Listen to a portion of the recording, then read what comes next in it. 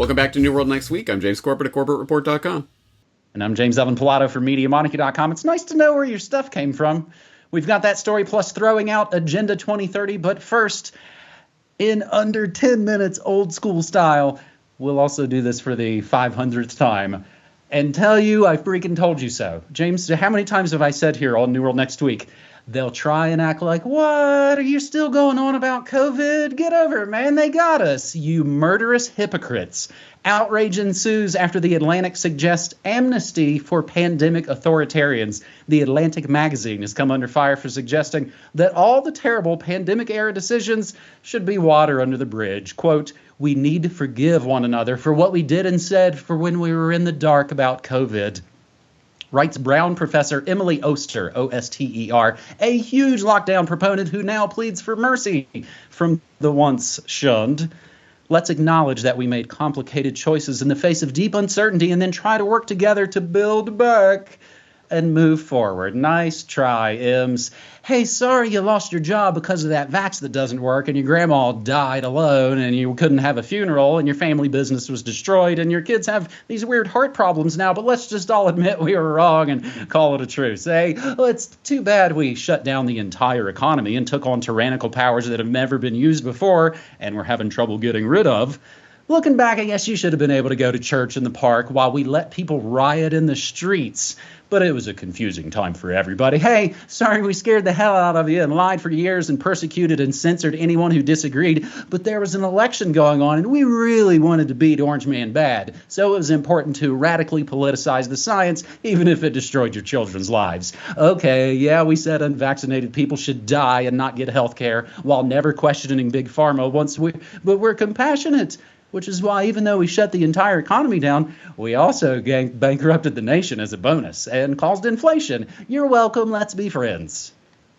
One can't help but notice the timing coincides with the swiftly approaching selections, perhaps the mainstream media, but I would say maybe the whole mainstream of society, not just corporate prostitute media, is suddenly realizing they may have to face some payback for their COVID zealotry. James, most of the people who push this, sadly, and you know you've heard me say this on the morning show, they are pretty much kind of dead suddenly to me. How are you coping with all this? Well, look, let's put it this way. I am not your mother or any of the mothers of the people out there. So what people choose personally, where their line is as to what apologies they will or will not accept and what sort of personal relations they have, that's up to them, and good for them, whatever they choose. I certainly understand the people like Rollo Tomasi and others who talk about, this is where I spent the last 7 months with my mother before she died alone on December 3rd, 2020. You murderous hypocrites have nothing but my undying contempt. Rot in hell. I understand where that very justified outrage comes from, and so I'm not here in judgment of anybody and their personal lines. But the underlying point of this really is the societal issue of moving forward from here. What does this mean for the future? Apologies, whatever, just words, just rhetoric, and whatever happens in your personal life with your personal relations is up to you. But going forward, if there is no actual signs of real contrition, an acknowledgement that something went drastically wrong and that it can never happen again, and we have to examine, how did that go wrong? Why did that go wrong? We will not let that happen again. Unless that happens, then apologies are just hot words and blather.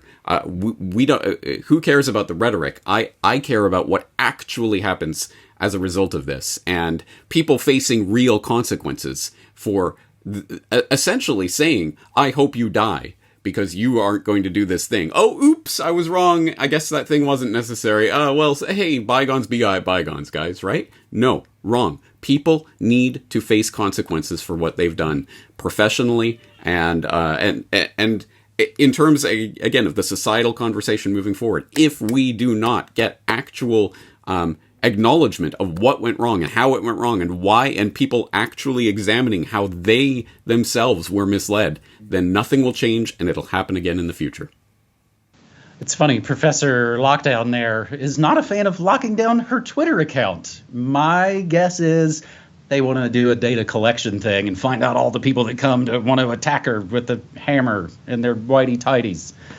Our second story on this New World Next Week, episode 500, gets to the good stuff. Family takes action against inflation, grows veggies in community garden. We go to Phoenix, where folks around the valley are certainly feeling inflation as costs everywhere continue rising. See previous story for why. One family is taking matters into their own hands at Spaces of Opportunity in South Phoenix. Ashley LaRae Sampson says she and her family have been growing in the garden for about 2 years. They say growing vegetables saves money while also feeding their souls. For us, we use it for the community and business time and family time, but for a lot of community gardeners, they're actually selling their stuff and they're teaching their kids how to sell their stuff. It feels like the true farm to table, and it's nice to know where your stuff came from. James, this just in. Growing your own can save your money and your soul. Indeed. It's the ironic point, isn't it, of these horrible things are usually motivations for us to do better things with our lives. And we've talked about this on New World Next Week before. We've talked about how the lockdowns and everything got people to go into homeschooling more, or looking more into their jobs and why am I doing this job? I don't even like this job. What am I doing with my life?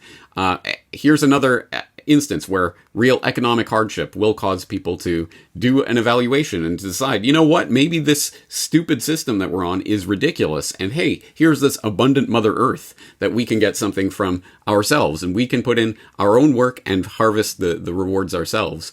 That sounds like a more fulfilling way to live, let alone sustainable and everything else. So anyway, again, it's small on the big scheme of things, but actually it's these types of small changes in people's mindset that I think is really the solution moving forward.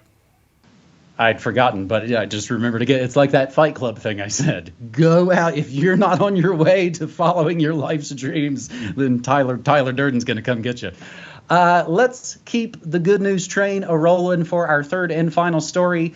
It'll be a double shot. Sweden ditches Agenda 2030's climate change scam. We grabbed this from expose-news.com. And again, as I've said 500 times, everything we say and play will always be included down in the show notes. On 17 October, Ulf Kristersson was elected Sweden's prime minister.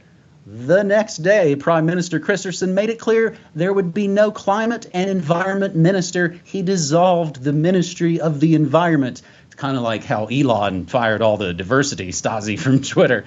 The other bit of international goodness, James, and I've kind of followed this on my morning show, actually, for the last couple of years, ever since it's been announced. And, of course, it'll still be another couple of years before it is implemented. Mexico to proceed with GMO corn ban seeks international grain deals. Mexico is considering direct agreements with farmers. That's really interesting to me. In the U.S., Argentina, and Brazil to secure non-genetically modified yellow corn imports, the country's deputy agriculture minister said, adding that 2024 ban that's going to kick in 2 years on GM corn would not be amended. They are sticking to their non-GMO guns. A little more good news this week, James. Awesome. So let me rain on the parade. India's GMO regulator paves way for commercial cultivation of GMO mustard, but... well, anyway, you can't win them all. But on the Sweden environment climate minister note, that is actually a really interesting story, because that gets to the point that there's this entire governmental institutional framework that has been embedded in country after country around the world over the past few decades, where now we have climate ministers in many countries.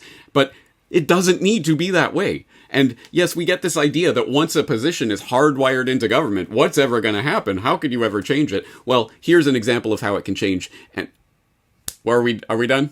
No, you got 1 minute. Sorry. Okay. So New York Times covering this, they're going, oh, now in a resolution that also marked by the catastrophic consequences that such policies have had for Europe, the Ministry of the Environment will work to respond to the needs of the economic, energy, and industrial sectors. Oh, no. Oh, how dare they concentrate on actual productive human activity? No, humans, we've got to eliminate them. That is the stupidity underlying this scam that people have fallen for a long time. So hats off to Sweden for actually doing something to abolish this. A New World Next Week fan approached my mother at church last week to say, oh, it just hit me, you're monarchy's mom. James, from the corrections department, also, I meant to say last week, tomorrow never dies. So that is New World Next Week, episode 500. We've got about 15 seconds before we crack the 10-minute mark. We were doing this to capture that old school magic when we could only upload 10 minutes, James. Buy your stuff at newworldnextweek.com, or we won't be here next week. Bye-bye! Cheers!